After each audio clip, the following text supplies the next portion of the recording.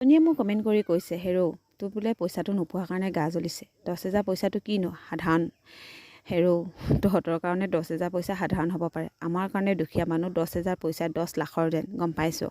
আমি 10 টকাৰ কাৰণে কেতিয়াবা কান্দি থাকোঁ, আৰু তোৰ নিচিনা মতাই আনি দিয়া চাকৰি পইচাই আমি নলওঁ। নাজানো তই কোন হয়, কেনেকৈ হয়, কমেণ্ট কিন্তু সেনেকৈ নকৰিবি, গম পাইছনে? তই বুলি সম্বোধন কৰিছোঁ, কাৰণ তই নাজানো মোৰ ঘৰৰ অৱস্থাৰ কথা, ঘৰৰ কথা কি কথা। আৰু গোট পাইছোঁ নাপাইছোঁ সেইটো পাছৰ কথা, কিন্তু গোটৰ যদি 7জনীয়ে পাইছে 3জনীয়ে নাপোৱা, আমাৰ মনটো সঁচাকৈ দুখ লাগিব, কাৰণ আমাৰ কাৰণ দুখীয়া মানুহ। সন্ধিয়ালৈ কি খাব আছে তাকো বিচাৰি থাকোঁ, কি কৰোঁ কি নকৰোঁ প্ৰত্যেকটো কাম চাই যাবি। তহঁতৰ নিচিনা মতাই আনি দিয়া কমনি কৰি নাখাওঁ, কিন্তু তোৰ কোন হয় কি হয় একো চিনি নাপাওঁ। তাৰ পাছতো তই সেনেকৈ কমেণ্ট নকৰিবি, গম পাইছনে? কি কথা কি বতা চাই ল'বি। 7জনী যদি গোটৰ সদস্যাই পায়, তাৰ ভিতৰত যদি আমি 3জনীয়ে নাপাওঁ, ক'বই লাগিব কিয় নিদিলে, কি কথা।